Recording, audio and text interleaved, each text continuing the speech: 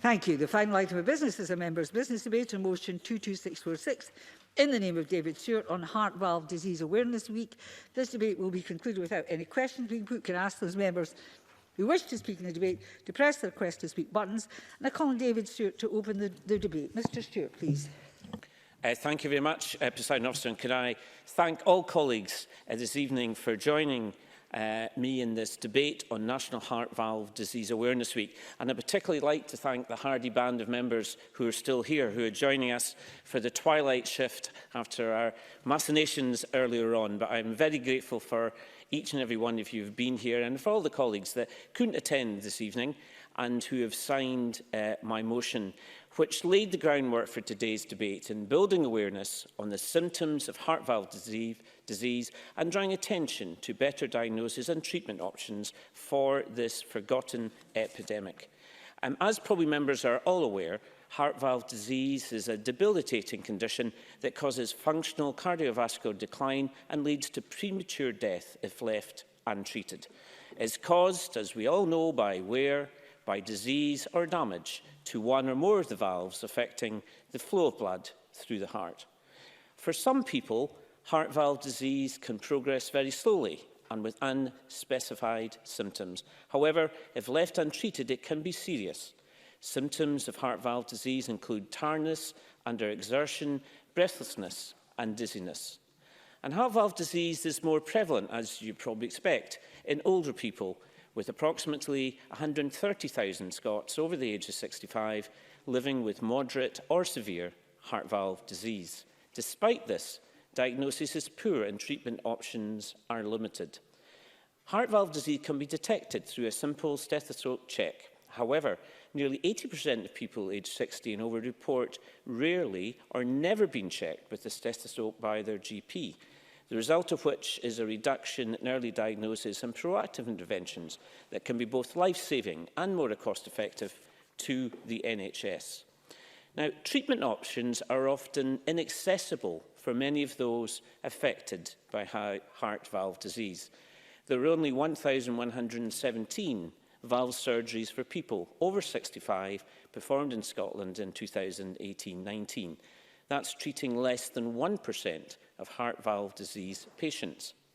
Other such treatments, such as transcatheter aortic valve implantation, TAVI, avoids the need for high-risk and compromising open heart surgery, but is only available in selected Scottish hospitals, such as the Golden Jubilee, the Royal Infirmary of Edinburgh, Aberdeen Royal Infirmary, where access is capped to less than 400 procedures per year. In my own region of the Highlands and Islands, many constituents have to travel over 200 miles to get treatment, and this only exemplifies the inequality in access that marks heart valve disease treatment in Scotland nationally, perhaps a case of geographic inequality. I hope that during this evening's discussion with our select band that we can consider this issue that haunts the broader Scottish health system and which the British Heart Foundation recently identified as one of the critical issues to tackle in its 2021 strategy in heart disease in Scotland. The issues in diagnosis and treatment have been exacerbated, of course, by the COVID-19 pandemic. Thousands of routine heart checkups have been missed, and scores of people with this life-threatening condition may still be undiagnosed. Patients, of course, need to trust health professionals to attend their scheduled medical visits and avoid any risks of the disease worsening. And, Presiding Officer, as the threat of a second COVID-19 wave approaches us and further health service disruption looms, I hope we can use this Heart Valve Awareness Week as an opportunity not only to provide better diagnosis and equal treatment for people with structural heart diseases, but as a means of reducing patients' vulnerability to COVID-19 by delivering timely treatment that can have an advantage, of course, of reducing critical care occupancy and providing a safe option due to COVID-19. I would like to give a special thanks to the patients' charity Heart Valve Voice for their particular efforts in this debate and for the combined work with the Global Heart Hub and other charities in raising awareness of heart valve disease across the UK. And finally, I hope that this debate will help to raise awareness of this condition in Scotland and ensure that our older citizens in particular can access treatment for healthy ageing. So in conclusion, Presiding Officer, the purpose of this debate is to raise awareness of the symptoms of heart valve disease, to applaud the work being carried out by our hard-working NHS staff and the parent charity and the patient charity Heart Valve Voice, and to draw attention to better diagnosis and treatment options for this forgotten epidemic. This is a demanding and challenging objective to achieve, but as the renowned Chinese philosopher Li Ching said, a journey of 1,000 miles begins with the first step. Thank you very much, Mr Stewart. And I'll call Brian Whittle first, to be followed by Stuart Stevenson. Thank you, Deputy Presiding Officer. Can I congratulate Dave Stewart for bringing this debate to the Chamber, and can I start also by apologising to Mr Stewart and to the Chamber that I will have to leave after my speech, because I'm supposed to be chairing an AGM of a CPG that started about 20 minutes ago. I'm not quite sure it's still Wednesday after today. But again, say thank you to Dave Stewart for bringing this debate to the Chamber, and I think to highlight Heart Valve Disease Awareness Week, which I think was quite interesting. Had a really simple ask this year, and it was focused on that listen to your heart, urging everybody to ask their doctor for a stethoscope check, which is the first step in diagnosing heart valve disease. As Mr Stewart said, it's a very debilitating condition that causes functional cardiovascular decline, leading to premature death if left untreated. That wear and tear disease or damage to one or more of the valves affecting the flow of blood through the heart. And I think that I was quite surprised to hear the number of people within Scotland that actually do suffer from this. 130,000 people in Scotland, obviously more prevalent in older people, but that is projected to rise, I read, to almost 200,000 by 2040 as Scotland's population ages. And then again, given the prevalence of this disease, it's surprising to hear that fewer than 1% of the total number of heart valve disease patients are treated in Scotland every year. Only 1,117 surgeries performed in people over 65 in year 2018-2019. I think the other thing I was really struck by was the fact that in Scotland's hospitals, that barrier in access to what is initially a minimally invasive therapies that can help with heart valve disease and have a huge advantage in avoiding sort of the critical care occupancy that Dave Stewart talked about there, by shortening that convalescence period and allowing patients to leave much more timely, providing a safe and more efficient treatment option for the older patients.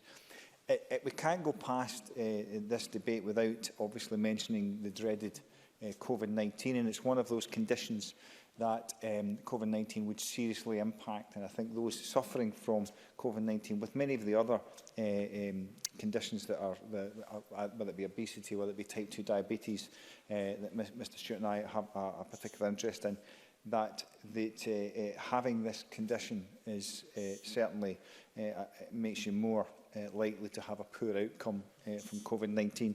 So it is significant when we talk about the number of people within Scotland that actually suffer from the condition.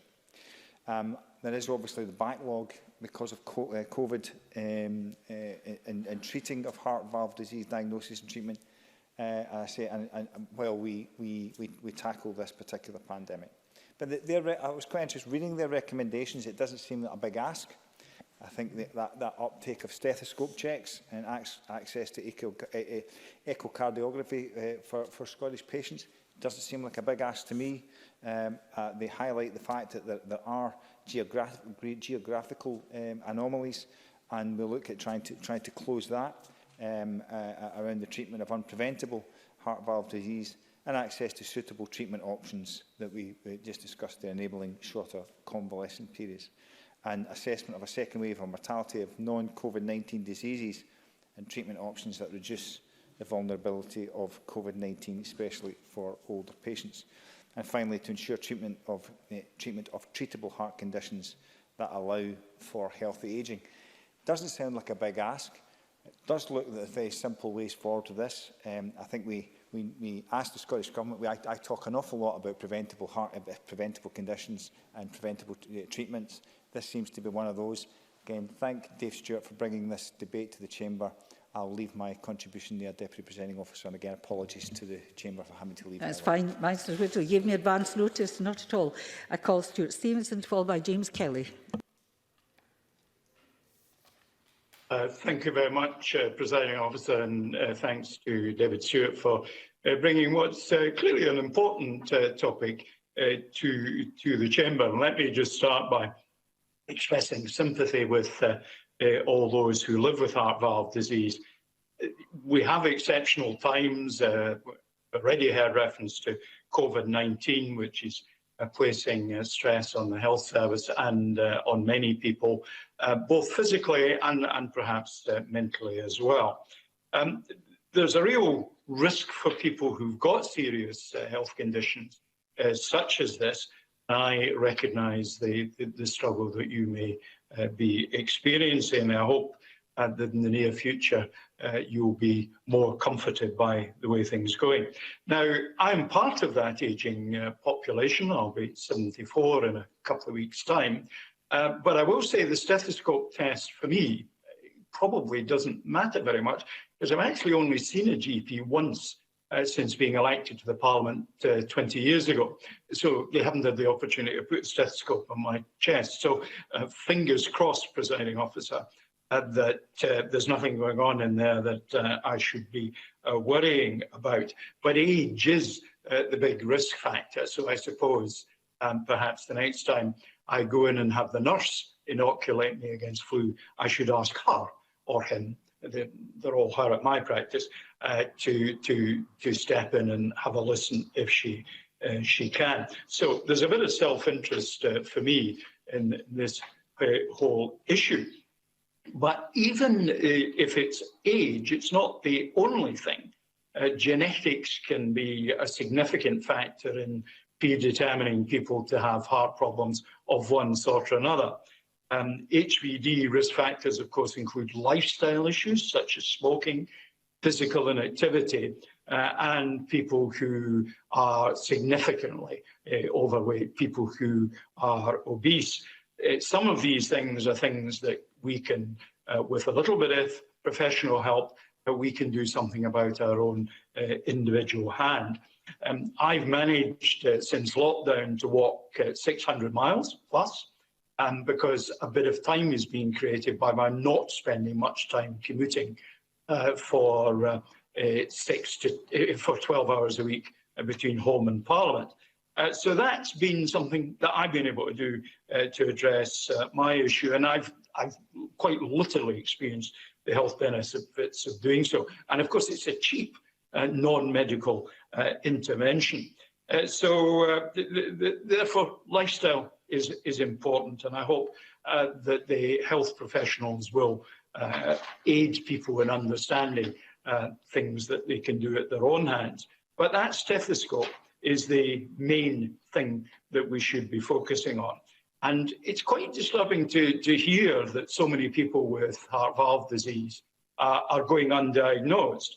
And perhaps people are not noticing that slow attrition in their health that comes from it, and are not seeking the assistance that they should do at an earliest possible date. And I think that's recognised widely as being one of the risks associated with the coronavirus pandemic, that people are a little less eager to go to their GP or to lift the phone and talk to NHS 24. So I would certainly encourage people to do that, and to make sure that they do go and get that stethoscope on their chest, as recommended by the British Heart Foundation, because 22% of premature deaths come from HVD.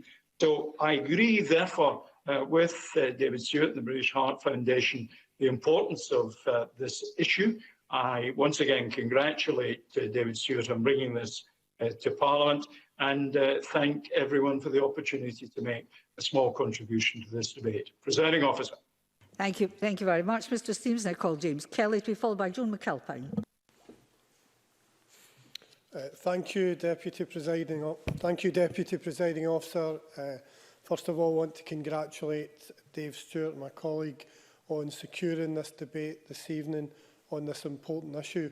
I'm aware that Mr Stewart stands down from Parliament next year, but I want to pay tribute for the work that he's done over the last 13 years in bringing issues like this to the Parliament in members' debates, in questions and in other interventions. These are very practical issues that have got an impact on all our constituents, and it's the hard work of MSPs like Mr Stewart which help bring them to the fore, bring them to the awareness of ministers and the government, and ultimately, hopefully, make a change to people's lives. At the heart of the motion is the issue of Heart Valve Awareness Week and raising the issue of heart disease.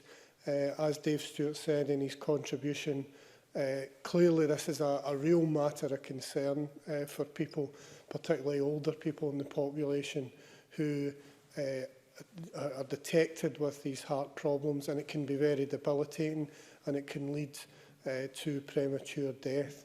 One of the issues that all the contributors have highlighted in terms of addressing it is early detection. That can be difficult because an echocardiogram is required for proper detection.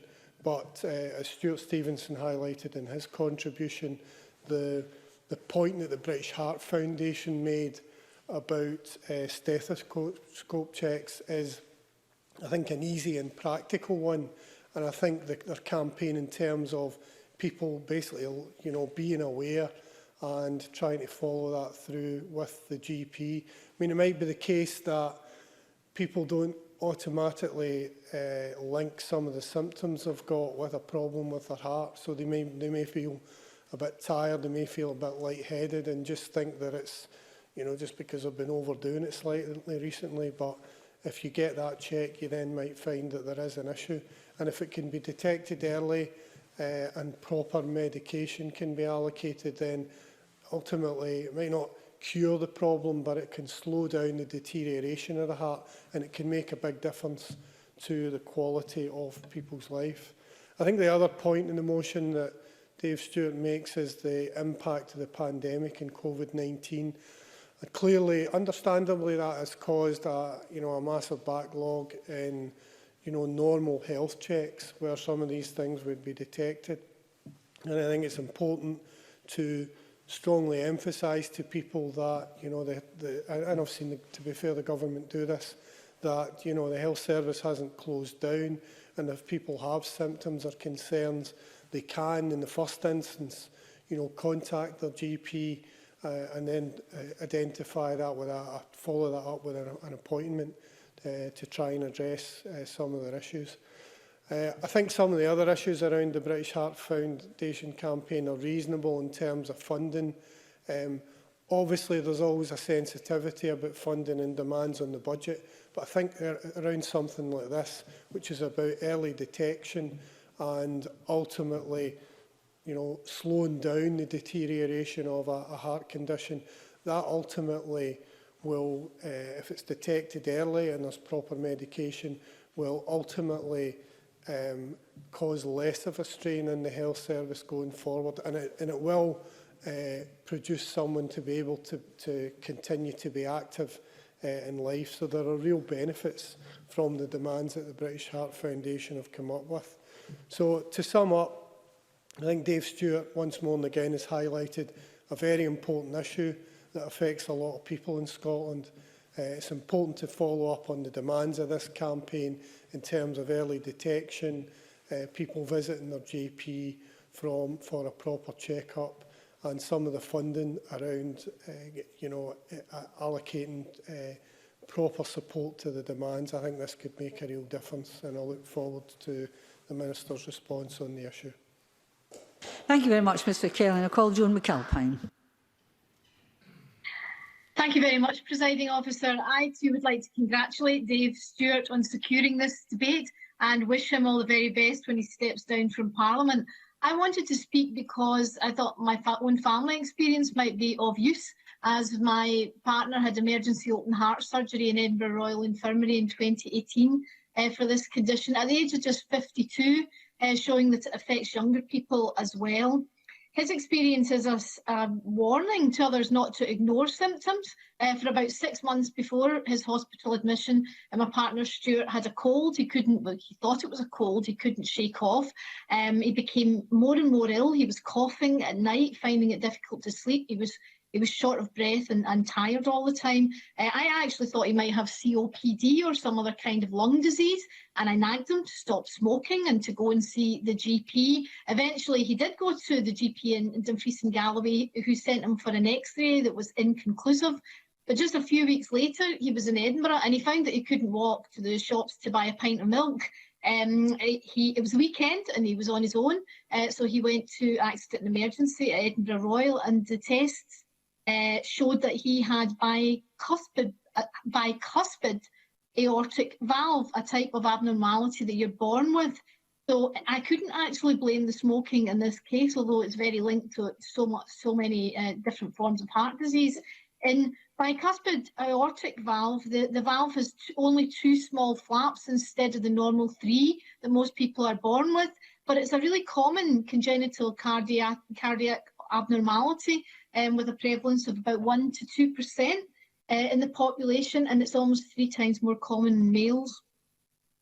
The condition means that the valve eventually narrows and it stops it opening fully, and that reduces the blood flow from the heart to the body. So my partner had emergency open heart surgery to replace his aortic valve completely with an artificial one, and to repair his mitral valve, which was damaged through trying to compensate for the failed valve. And he was told that he literally had days left to live if he hadn't presented at A&E. So we're hugely grateful for the care that he received from the team at Edinburgh Royal. It was absolutely world class. Dr. Miles Behan, the cardiologist, and Mr. Renzo Pisotto, the surgeon, did a first-class job. And Mr. Pisotto, as you might imagine, is Italian, and this further underlines the importance of talented European citizens to our NHS. So that's why I'm asking people not to ignore symptoms: exhaustion, coughing, fluid retention, chest pain. And should that happen, you must go, despite COVID, as the FM said yesterday. The government's priority is ensuring that the NHS can cope and will cope with all conditions. My partner did stop smoking in order to ensure that he could cope with the surgery and recover fully. And apart from a few slips, he's still a non-smoker 2 years later. So the story has a healthy as well as a happy ending. So again, I congratulate David Stewart on securing the debate and urged everyone with symptoms to go and get checked out. Thank you very much. Thank you very much, Ms McAlpine. I call on Joe Fitzpatrick to close the Government. Minister, please.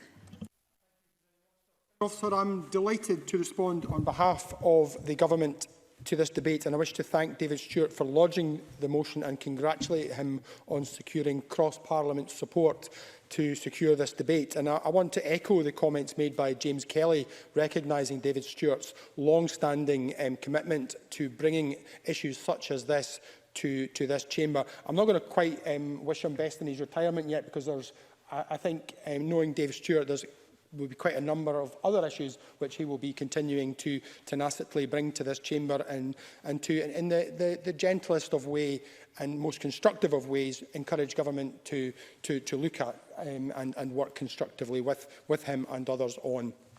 I fully agree that together we should be instrumental in raising the awareness of this important condition and the impact of heart valve disease on people across Scotland. I also agree that the prevention, detection, diagnosis, treatment and management of this condition should be regarded as a priority, and that is why heart disease remains a clinical priority for NHS Scotland and the Scottish Government, with substantive investment and redesign in cardiology services contributing to reducing mortality rates by over 32.4% over the last 10 years. We're continuing to implement our Heart Disease Improvement Plan, which sets out the priorities and actions to deliver improved prevention, diagnosis, treatment and care for people living with and affected by heart disease in Scotland, including heart valve disease. The plan identifies a number of priority areas for improvement, and progress is being made on all of these. There has been a real focus on new ways of encouraging heart disease patients to influence their treatment, and an emphasis on specialist heart disease rehabilitation to both reduce mortality and long-term disability, and to improve the provision of supported self-management, physical activity and services. However, this is, of course, only part of the solution, and as Stuart Stevenson reminded us, the main way to further decrease heart disease lies in people's lifestyles. So, as Stuart said, taking regular exercise, stopping smoking, as Joan mentioned, and cutting down on alcohol are some of the steps that we can all take to reduce our risk. Reducing health inequalities is one of the biggest challenges that we face, and one in which COVID has undoubtedly highlighted and exacerbated. That's why, through our programme for government, we've committed to promoting healthier and more active lifestyles for everyone. An ageing population, increasingly complex healthcare needs and more people living with one or more long-term conditions have all the potential to add to demand on our health service and social care services. And we know that valvular heart disease remains a significant cause of morbidity and mortality, particularly affecting elderly patients. And David Stewart has gone on to give us a good outline of the condition. As part of our heart disease improvement plan, we've continued to make progress in diagnosis of the condition and delivering the right treatment and care for people living affected by valvular heart disease in Scotland. Joe McAlpine talked about a very invasive open heart surgery, and I'm really glad to hear that Stuart is doing so well and keeping off the cigarettes.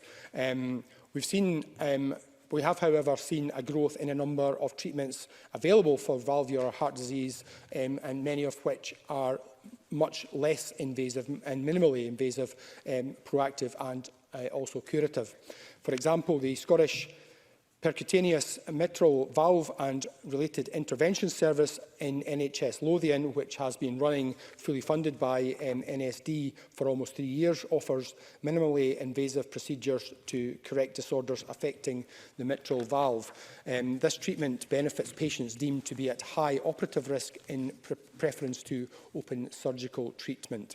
And as David Stewart told us, TAVI also provides a less invasive alternative to surgical aortic valve replacement in the case of patients who have severe aortic stenosis. And there's been some talk, obviously, about the impact of COVID on some of the treatments in the NHS, but it's been really good to note that the TAVI service at the Golden Jubilee National Hospital has been able to be maintained right throughout the COVID pandemic, with no reduction in procedural volume, continuing to provide excellent outcomes for patients. However, we know that this hasn't been the case for all heart disease services during COVID, and we're aware of the impact that COVID-19 has had on all of our lives. Some have faced the personal experience of ill health, some the loss of a loved one, and everyone has had to deal with the impact of lockdown restrictions and a very changed way of living. And whilst our knowledge isn't complete, we know that the virus can leave long-term physical and psychological consequences for many who contract it. We know that there is an increased risk for people living with chronic heart disease, and in particular the potential for their cardiac condition to worsen should they contract COVID-19.